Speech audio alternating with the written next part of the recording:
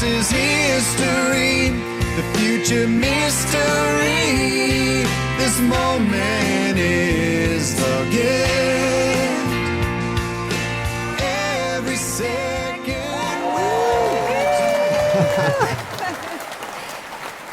It is such an honor to be here with you, Miracle Makers. We are in studio, UBN studio here in Hollywood, Sunset Gower Studios, the oldest studio in Hollywood. I'm with my Miracle Maker husband, and we want to thank you for subscribing, for sharing, for making this a podcast and video that goes out to so many. Our YouTube channel has over 500,000 views on it now. So thank you so much for subscribing and being with us. You truly are miracle makers.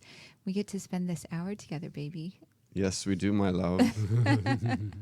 Yeah, and which captures my heart, and I'm looking at you as you're sharing your joy and you're on your mission, and I'm so happy, and my soul is quenched when I'm in that space. And on the other hand, because of today's topic, which is so powerful and carries such a different energy, that will be our journey today. So thank you for all the moments when I look over at you and you smile and my soul lights up, because what we're talking about today is PTSD and the journey of millions and millions and millions, hundreds of millions of human beings throughout history probably, that have been traumatized by all this foolishness of human beings. And we are talking about suffering. Yeah, are you suffering? Deep suffering. Deep suffering and trauma and post-traumatic stress disorders and war and things that we don't often talk about in the positive psychology world, or it's hard to get into miracle mindset when you're suffering. And we've got the leading authority, I think, on the planet. I believe he is Dr. Edward Tick in studio. I'm sorry, he's on Skype with us. And I'm going to introduce him in just a second. I'm just so honored that he made time. He is such a busy, busy man. And we've also got an expert here in Los Angeles, a dear friend of ours, Charlie Pacello. Charlie Pacello is a life coach, is an award-winning therapist, so to speak, in the life coaching industry that has helped students, helped lovers, helped people that have suffered greatly. But you've got a website, which is your name, Charlie. We've got in studio Charlie Pacello.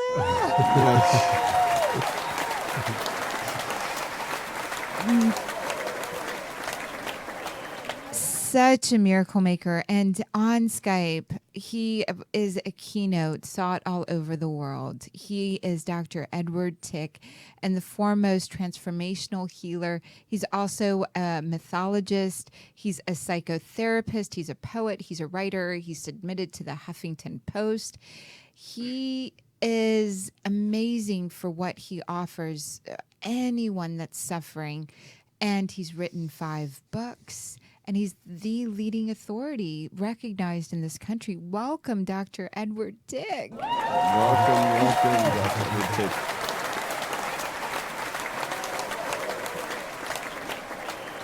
On today's show, we are really going to address this area of suffering and making miracles for yourself and for your loved ones that have trauma in your life. We're also going to look at ways to celebrate holidays like Memorial Day, Veterans Day, other anniversaries that traditionally might have caused you pain. And we're going to go through cross-cultural tools to help you with trauma, with suffering, and with really being engaged in your life. And so as I look over at both of you, I have the biggest smile in my heart. And Charlie, you introduced me to Dr. Tick's work, and you've got quite a story of your own journey from automatic negative thoughts, quite a journey from suffering and trauma into who you are now. Could you share with us briefly how and why you got into this work? Briefly, Yes, I'll do my best on the briefly part of it. There was a crisis about 4.5 years ago that put me on the edge of my own life. I no longer wanted to continue on. I was suffering from an extraordinary case of severe complex PTSD. And I just didn't want to survive anymore. I was suicidal. I was all flashbacks, painful memories, experiences. All this thing was colluding on me all at once, and I just didn't know how to break free from it. And there was this big gaping hole in where my soul should have been, and it was gone. And it was the most excruciating pain I'd ever felt in my life. And anyway, I started to attend and heal my wounds. I was actually doing something without even having met Dr. Tick yet, where I was isolating and tending and healing and going through all the process of the rage and the grieving. And I was doing it on my own for about 5 months. And it was like I was in my tomb. I was locked in this tomb. And as I started to climb out of it, I just made the determination, I'm going to get through this. I don't know how I'm going to get through this. I'm going to get through it one more day. I'm going to get through. And I just kept saying to myself, and just get to the next day. Just get to the next day. Somehow I'll be able to navigate through this. And that's how I really started to come into this work, because then I started to understand how deeply my trauma was, how it was deeply embedded into my family code. Yeah. My grandfather was in World War II. He fought with Patton in North Africa. My dad was in Vietnam, and he fought 2 tours in Vietnam. And so that we all had PTSD, and this stuff is generational, gets passed down the generations. One of my favorite quotes in Dr. Tick's book is that PTSD is not limited to the survivor. It harms everyone it comes in contact with, and if it's not healed within the individual, it will continue to harm everyone it comes in contact with. And I saw that within my family. I remember when my dad was really caught up in the rage and the trauma from his war, and seeing the violence that occurs within families because the war doesn't stop when they don't have the tools to be able to get themselves out of that pain, and how it carries over into families. And so this was something that was inherited. This is something that was a part of my genes. And then when I went into my service and was working on the nuclear warfare program, I was a GPS NDS project officer for these mobile units that would only be used in end-to-end nuclear war. And that's when I received my moral trauma. I was sitting in one of these units, thinking we were testing, we were making it operational. It was under my leadership that we made it into operational acceptance so that they could use it. And it was only for integrated tactical warning and attack assessment and nuclear force management. And I was thinking to myself while I'm sitting there, I was like, what am I doing? I mean, they're testing it, and I was thinking about why this was being put into use in the first place. And it was like somebody had taken a spear and shot me right into the center. And I remember this not happening in my stomach, and I said, this is not what I signed up for. What I signed up for was to preserve and protect and honor life, not participate in the planning of the destruction of mankind.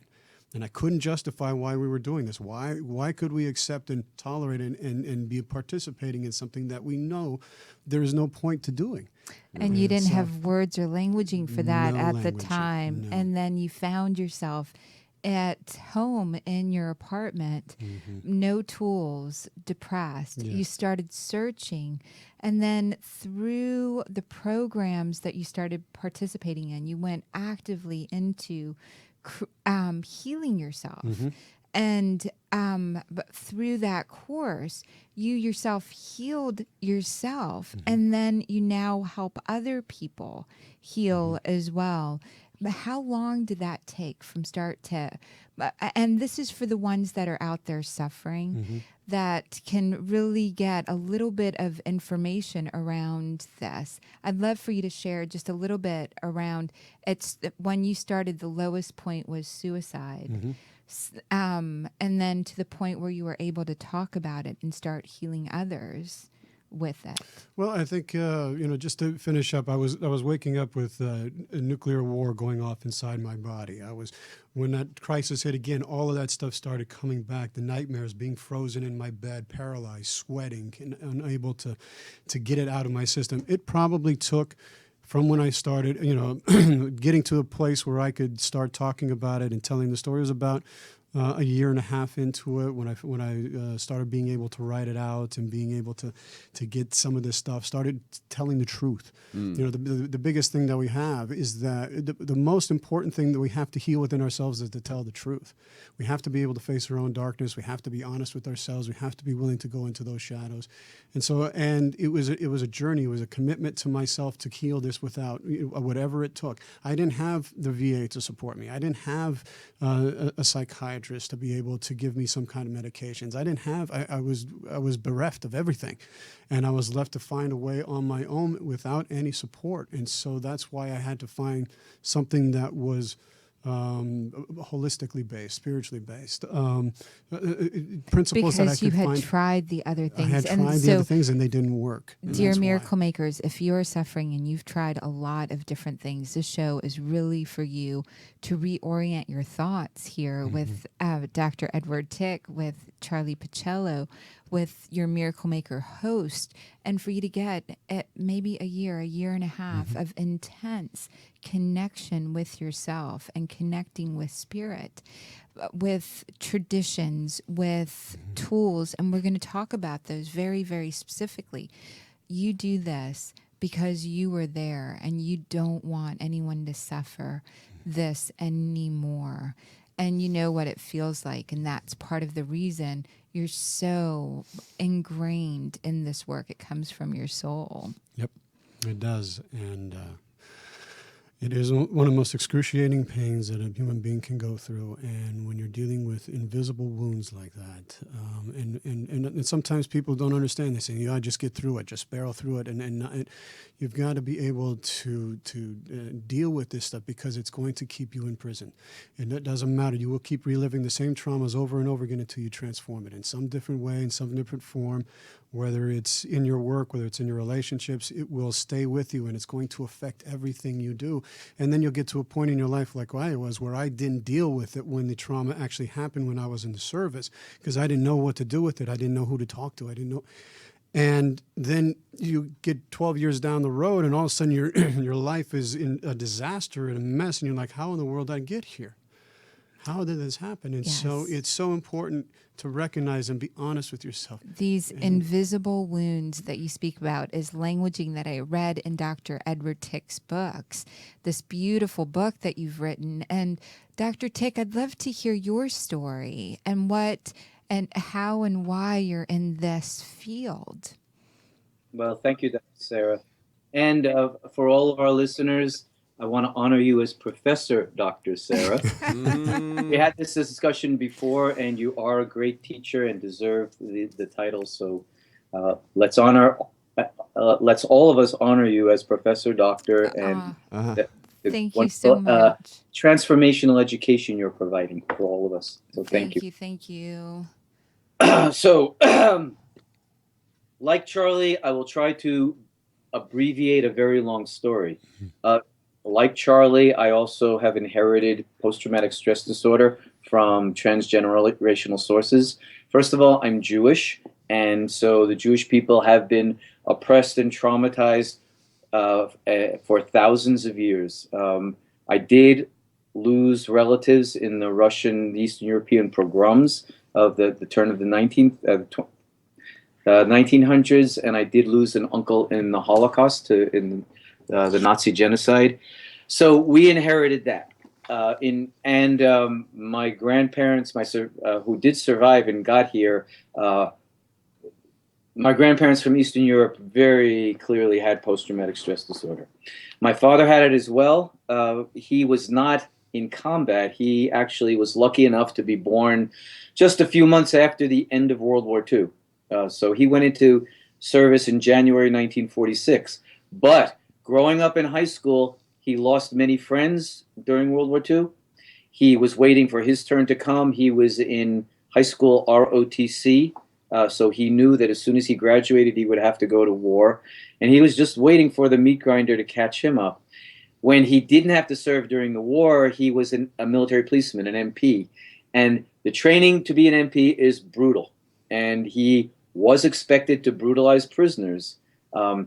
He tried not to, but he did become a brutal person, and I had a difficult childhood with him, not because his soul is brutal. He's really a sweet, kind, generous man deep inside. But as Charlie was saying, all life stressors triggered him so badly that he could not contain his pain and his rage, and it was always exploding in the family. Beyond that, my mother's only sibling was an older brother who was a medic at the Battle of the Bulge. And that was bad enough, but then he and his unit were also missing in action behind enemy lines for several months after the Bulge. And my mother and the family did not even know if he was alive. He came home with the worst walking case of post-traumatic stress disorder I've ever seen. So I grew up with that. He was my godfather. He could barely even get a coherent sentence out of his mouth. And so as my godfather and my uncle and my mother's only sibling, and my mother is 88 now, she's still in grief over the brother who never came home. Well, I inherited this heritage, and then I turned 18 in 1969 at the height of the Vietnam War. I was against that war from early on, and I was protesting it from about age 14 or 15. However, I do believe in universal service. It doesn't have to be in the military, but we do need rites of passage that transform us into responsible adults, that teach us discipline, that teach us to focus on the common good for all rather than just be interested in ourselves, that teach us to make sacrifice for the greater good, and that teach us how precious life is, and that we had better not harm or profane it in any way. So those are all lessons that come from rites of passage in general, and they're good lessons that can come from the military. The military is not by a long shot is the military all bad. There are wonderful, extraordinary human beings in it, and many of the lessons of the military are spiritual lessons and moral lessons for how to live good lives. Well, I was in conflict about service because, as I say, I believe in service and its necessity for maturing us and caring for the entire community. But I was protesting the war. I was working on my conscientious objector plea. I was thinking of enlisting as a medic, or if I was drafted, serving as a medic, because the only way I could imagine serving was trying to bring healing into the depths of hell. And then, for those of us who are old enough to remember, there was a lottery system instituted, and during my second year of college, I was in the lottery system, and I got a high number. So I didn't have to do anything. But for me, for lots of people, they felt off the hook. A lot of people even dropped out of college. They were only there for the student deferment, not for the education. That wasn't my case. I really wanted to be in it. I wanted the education. And in my case as well, I felt even in greater moral conflict getting out of the draft with a high lottery number. I didn't have to do anything. I didn't have to take a stand. I didn't have to give service. You pull a number out of a hat, and some of us are going to kill and die, and some of us are going to have a free pass. That's wrong.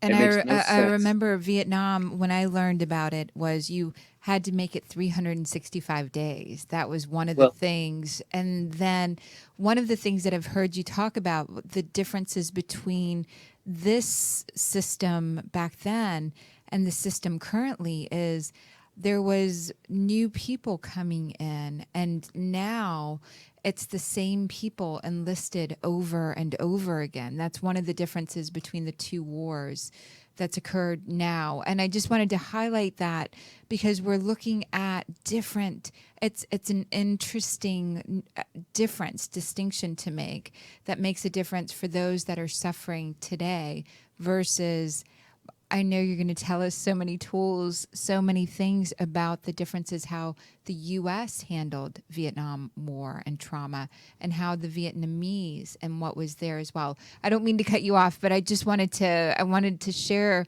there's so much great tools that you have. And I want to make time as you're sharing this story to start moving in that direction too. Yeah, so I'll wrap up my story quickly with saying that I needed to find my form of service. With that history, I understood trauma. I grew up with it. I carried my own traumatic wounding, of course. I'll also say quite publicly and without any shame that I also am a sexual abuse survivor from the Boy Scouts. And so that too contributed to my understanding of trauma and, and carrying the wound myself. So with all that said, I began working with our veterans in the late 1970s, before post-traumatic stress disorder was even a modern diagnosis. I needed to give service. They were suffering terribly. I was never against the troops. I was only against the war. And I realized I could help actually heal my uncle's legacy and my father's legacy, as well as myself, and work on healing our nation by becoming a home front doc. I didn't have to be a medic in the combat zone, and I'm very grateful. But I have been giving service since the 1970s, so almost 40 years, to our country, to our warriors. And I certainly have reconciled my service because I've given it. I won't get VA benefits for this, but I surely have given my service and taken my wounds. And I became a home front doc. That became my ego ideal, my prototype for the adult identity I was working for. And since then have worked with hundreds, thousands of veterans of all conflicts, not just Vietnam, but every American war, well known and forgotten, and also with secret operations. The public doesn't know this, but the United States, has troops stationed in 150 countries on this planet.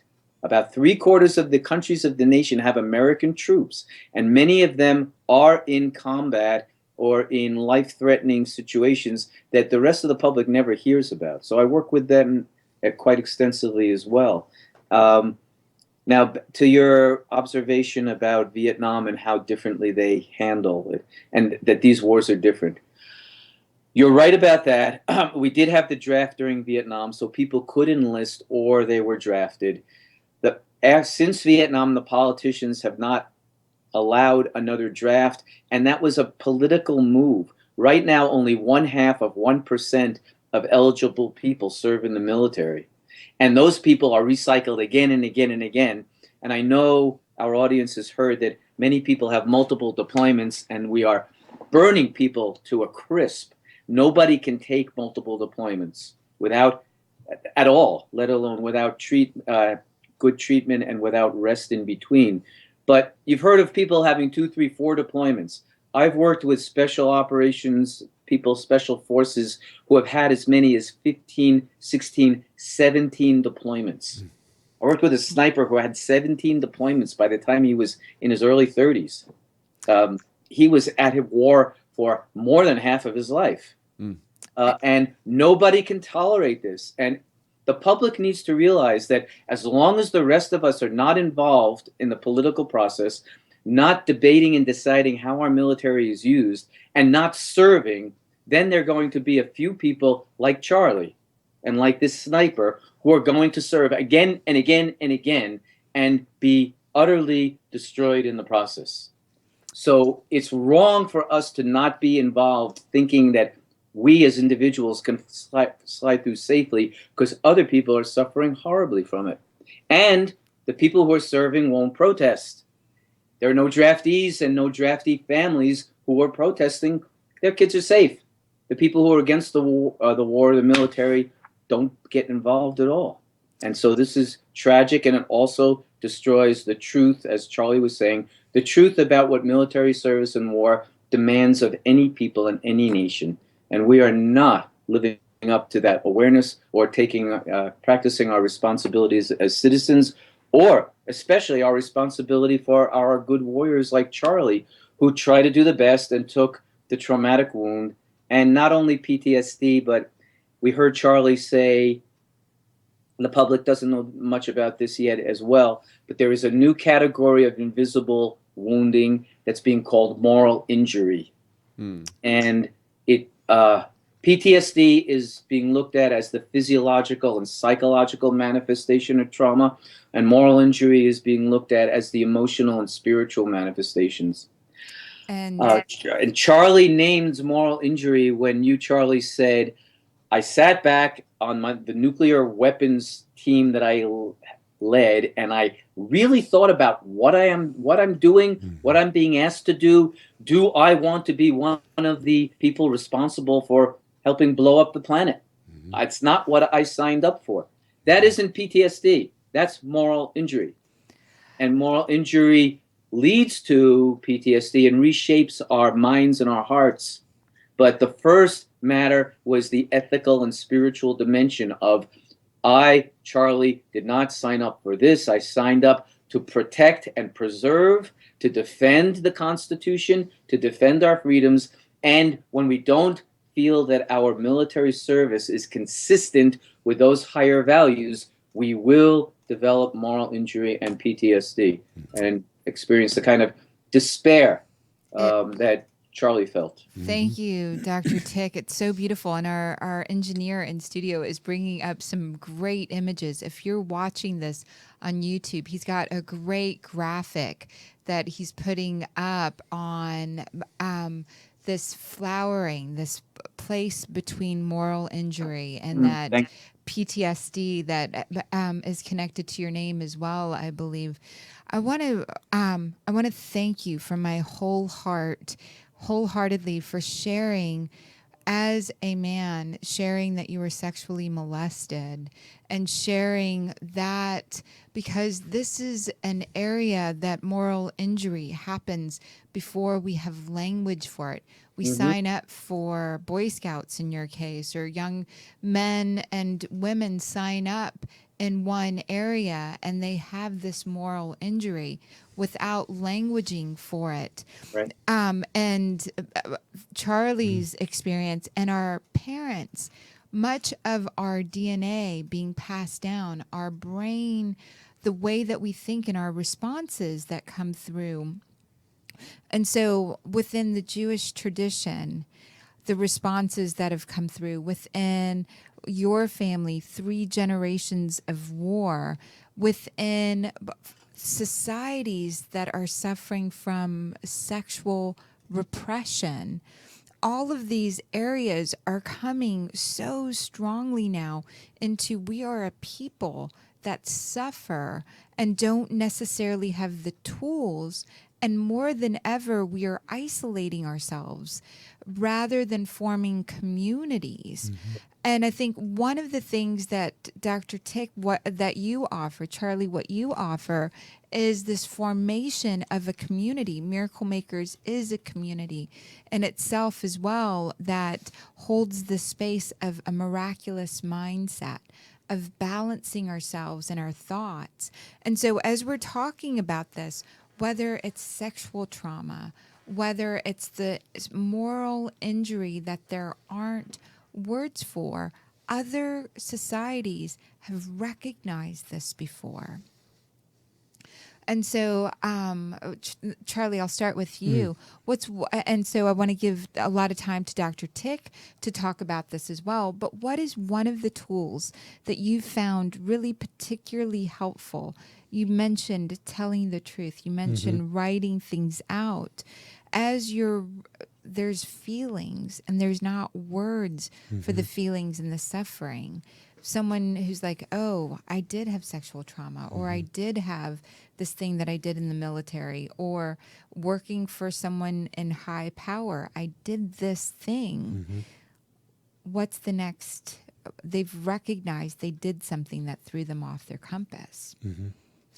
Well, I think one of the most effective tools, the critical tool for me that got me to start separating myself from the events, from the people, from the situations where I had experienced trauma, was to establish a mindfulness practice. Mindfulness allowed me to start grounding myself into the present moment.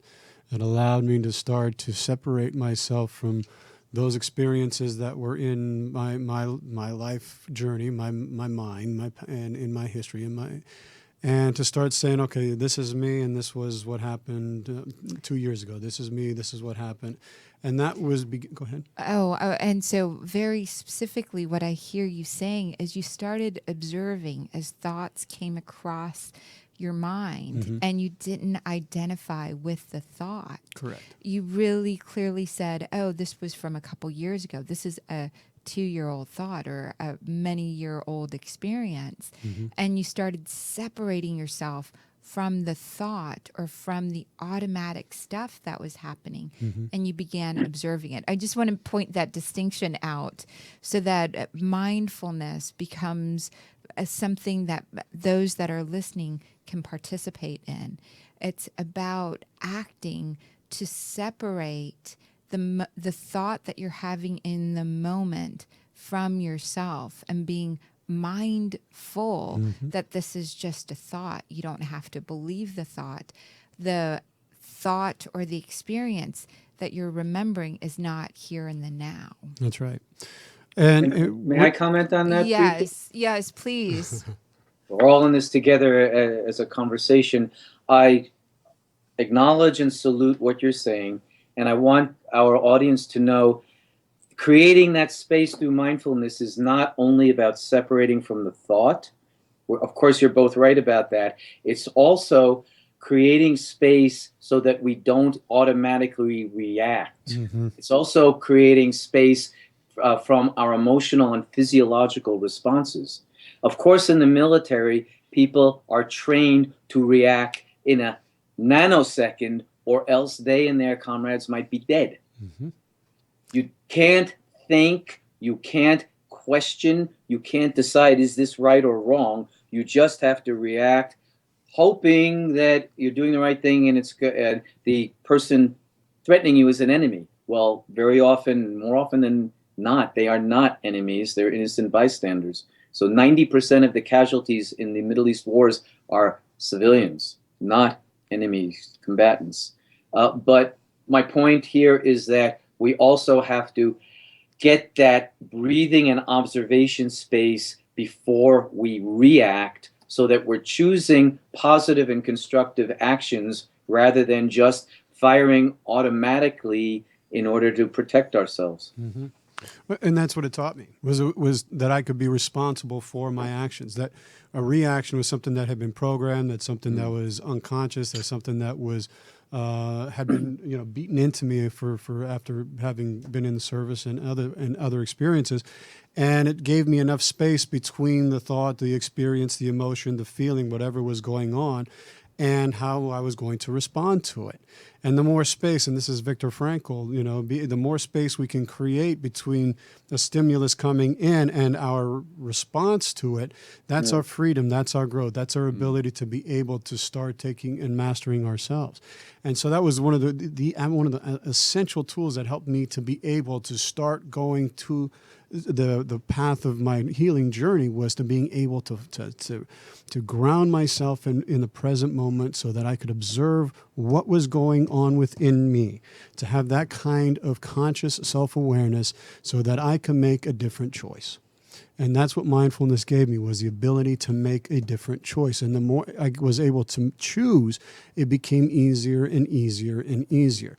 Were there times where I messed up or I react? Of course, but I never shamed myself for it. I never got beat myself up over it. I saw it, I recognized it.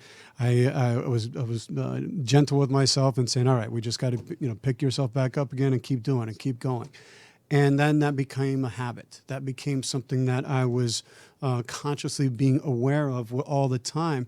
And so you start being able to choose, do I want to hit this guy in front of me, or do I want to go another way? And that can save, you start making choices that are appropriate for the circumstances rather than just being reactive to some trigger that happened a long time ago. And this person you're actually being triggered for something that happened 10 years ago, and this person has just looked at you a different way. You can make a different choice. And so, and then that's what also enabled me to start to integrate the wounds, to make meaning of those experiences. Because I could see what was polluting my soul. Why am I getting angry? Why am I getting, Plato, I think it was said that we have to look in. If I'm angry, then there's something, what am I being angry about? Really taking that idea, turning it inward and start questioning, You know, is this person here really causing it, or is there something else that I'm not looking, that I'm not identifying within me that needs to be addressed? And looking at those triggers as cues to something that needs to be uncovered.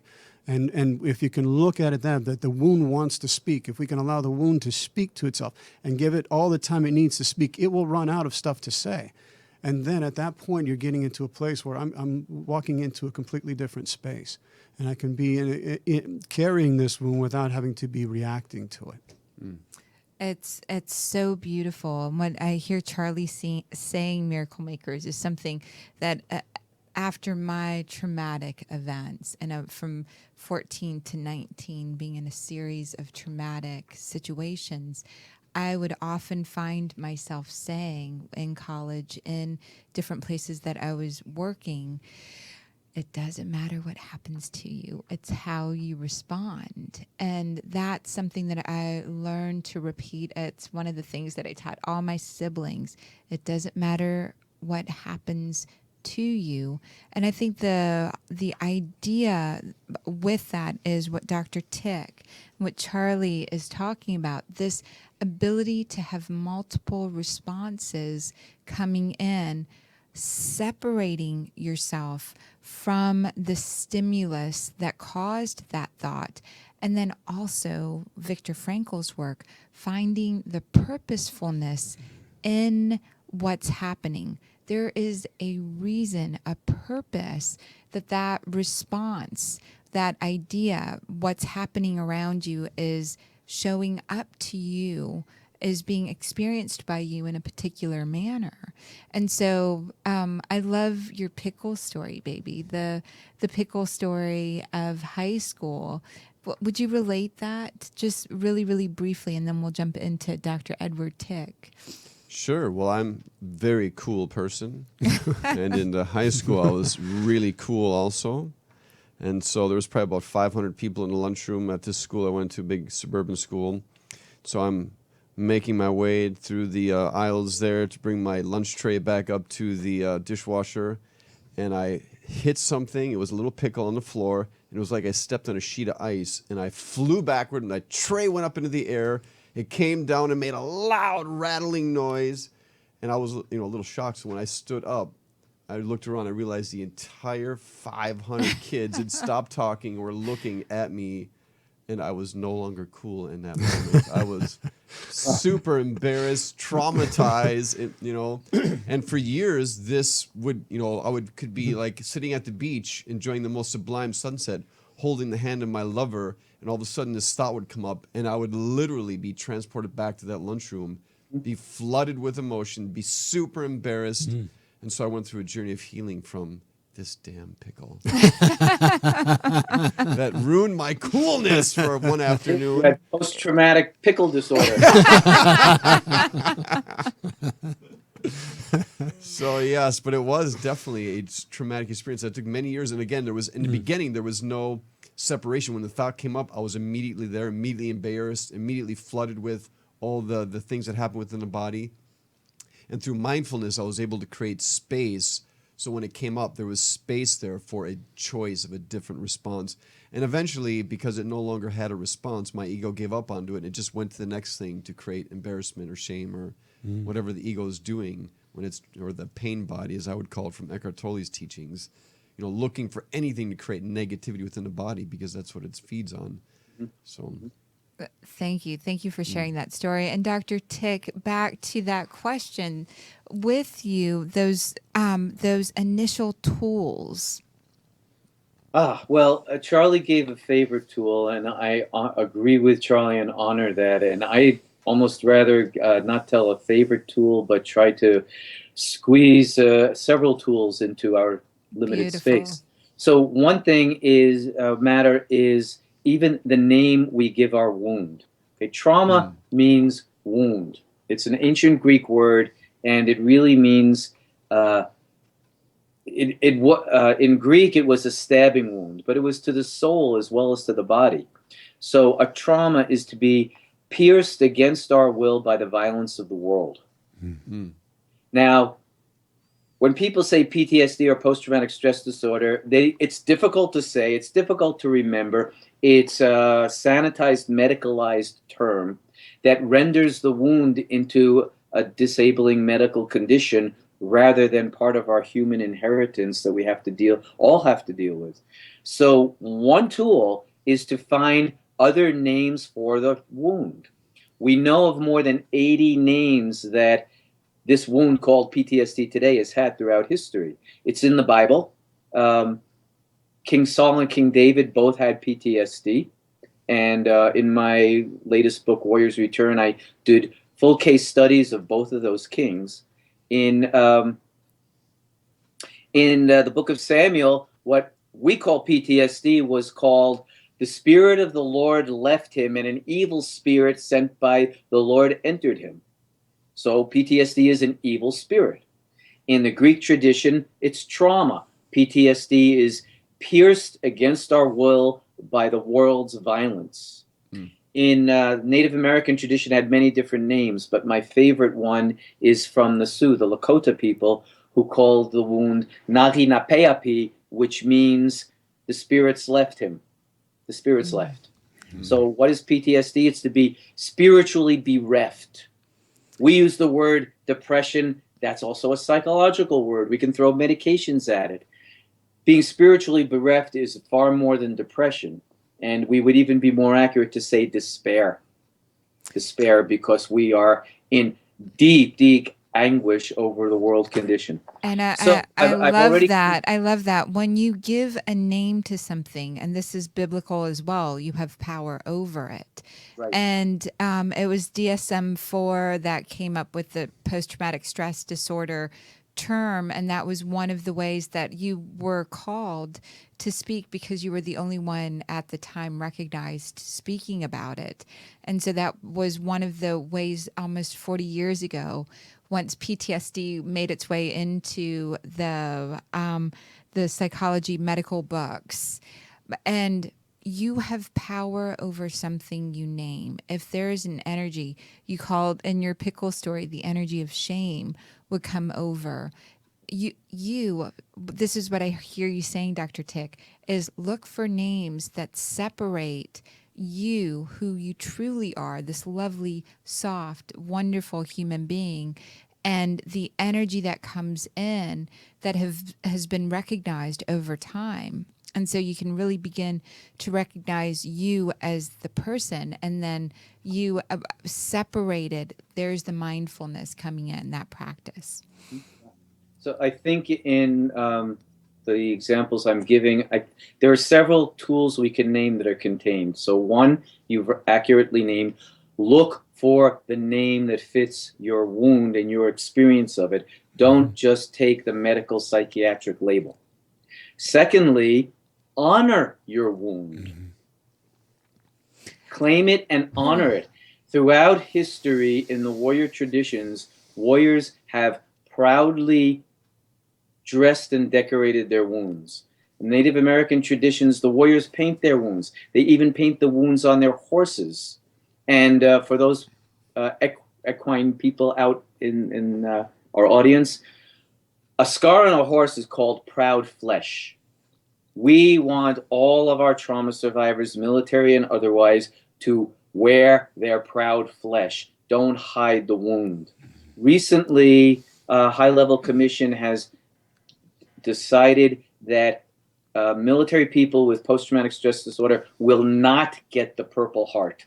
And that broke millions of hearts and dishonored millions of veterans.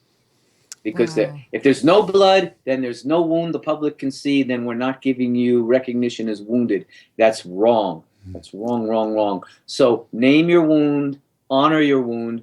And look, we also named King David and King Saul as people who had the wounds. Another really good tool is to identify yourself with other famous people throughout history who have had the traumatic wound. We have King David, we have King Saul. We're going to pick on Charlie in a moment and ask him to tell the story of St. Francis, who was also a traumatized combat veteran and had the wound. Yes. George Washington had the wound. And we're told in the private papers of the family that he wasn't he was a quiet person in public and quite noble and regal in his bearing, but at home he didn't sleep very well. And Martha said he wasn't always a very nice person, but she only confessed that to family members in private. And we know that from the records that he was a young officer in the French and Indian War and lost his first 4 battles, and 2 of them were terrible slaughters. We are told in the biographies that he literally heard the screams of the wounded and the dying for the rest of his life. And That's so, the wound. dear So- miracle makers, dear friends, and if you've had surgeries, if you've had a carjacking, if you've had a trauma, and it's left something on your body, paint it, honor it, see it as proud flesh, get creative around it. If you were in a romantic relationship and that broke up, and in your mind you had witnessed it going all the way to a wedding, draw around that ring, draw your wounds. So again, this is them not having power over you, having power over them, being proud of that. And we've only got 5 more minutes, and I really want everyone to be able to really honor holidays like the Memorial Day, and to be able to find you and the retreats that are coming up, and also Soldiers' Hearts. So that's a lot of work in 3 minutes or 5 minutes or 3 minutes that we've got to get across. Memorial Day, Veterans Day, all of these holidays come up. And Dr. Tick, you had some great suggestions for what soldiers or anyone that shies away from them. Yes, our patriotic holidays are mall sales and excuses for picnics rather than a really meaningful spiritual holiday they should be. So one of our major suggestions for positive tools is don't hide out in your basement or your garage or your backyard during Memorial Day and Veterans Day, but instead find a way to make it meaningful. Faith communities create special liturgy for Memorial and Veteran Day Sundays. Take up collections to donate for disabled veterans. Create meaningful events in your community. Go on retreat with other warriors. Charlie and I will both be in Rowe, Massachusetts for Memorial Day weekend. We are having a 4-day Memorial Day weekend retreat where we will be doing many traditional practices that traditional cultures did to heal themselves and also to help the souls of their fallen. So create a retreat of your own or join us at our retreat, and do this for all holidays. We hardly have time to say this, but I'm going to throw it in that we lead trips back to Vietnam every year. I've gone 15 times now and researched this extensively. There's no post-traumatic stress disorder in Vietnam, and there are many reasons, but we've touched on some of them. They have many significant warrior holidays, and the whole country shuts down and really does spiritual practice. And they're all in it together, and their communities are intact, not broken apart like ours. So whereas we're trying to create talking circles in our communities, the Vietnamese have been doing it for hundreds of years while they've been invaded by many different countries, including ours. So make the holidays meaningful, create talking circles, create cultural events that invite our warriors, our veterans out, and give them the opportunities to tell the stories to everyone. Create meaningful memorials for the fallen. They really, Yes. we say they'll never be forgotten, but they are. So really create a meaningful memorial, tell their stories, do something in memory of one of your fallen. So that Memorial Day weekend, and all wounds or all thoughts that come up, making a memorial to that takes it outside of your physical body, gives it something outside of you. And so formulate the communities, be the leader to start that where you are. And then Soldier's Heart, I'd love for you to tell us, this is such a beautiful organization. I tear up when I think about it and all that it's offered. Will you share a little bit about Soldier's Heart, Dr. Tick? You're the co-founder. Yes, my wife and I co-founded it. Well, as I know now, I've been working with veterans for almost 40 years. And when my book, War and the Soul, came out in 2005, I was also doing general psychotherapy practice, but this book, because it is focused on the soul and on the spiritual and cultural dimensions of war wounding and healing, it really got an extreme amount of attention across the country. We received hundreds and hundreds of calls from veterans and active duty people and their families asking for help. So my wife and I, we didn't hang up our shingle. We took our shingles in and stopped doing general psychotherapy work and only specialized in military and veterans and their families. And Soldiers, we founded Soldiers Heart then in 2006 as a nonprofit to support us in continuing to do this work and on as wide a scale as we do. So we are working nationally. We are working extensively with the military and training the military, especially the chaplain corps, in all of the branches, in how to understand the spiritual wounding that comes from service and war, and how to respond to it in meaningful ways that the military should have but doesn't. But other warrior traditions around the world did have these, and other warrior traditions felt responsible for the spiritual well-being of their warriors. We have chaplains. They're supposed to be doing that. They are also a very challenged population that hardly can do the job that they've been given. And so they need much appreciation, honor, support, and training as well. So Soldiers Heart works extensively on all of these levels. And all of that can be found. We're so grateful. Thank you, Dr. Edward Tick. And Charlie, I want to just give you less than a minute, like 30 seconds. We're so grateful for the work that you're doing and for all that you do here in Los Angeles and all around California and also all the way out. Anything you want to leave us with? That you don't have to stay with this wound all by yourself. There are people out there in the community, like Dr. Tick and I, who can stay with you in that wound and be able to help you walk the journey, to help you walk through the darkness, to get out. If you look at people who have been able to complete the journey in the underworld and to come out, like St. Francis and others, and reading some of the Greeks, like and understanding Odysseus's journey and other places, you can see that you're not alone in this wound. And that we can all carry each other together to get through it, to get to the other side and become whole and healed again. And that's the thing is, you do not have to live with this for the rest of your life. You'll carry it differently, but you can transform it. We here at Miracle Makers are so grateful that you have joined us, Miracle Makers, and we look forward to next week. Thank you for sharing this episode, especially with soldiers. Thank you for donating to Soldiers Heart. We spend our energy and efforts there as well. And we will see you next week. Thank you for subscribing and sharing. Thank you, Miracle Makers. The past is history, the future mystery. This moment is the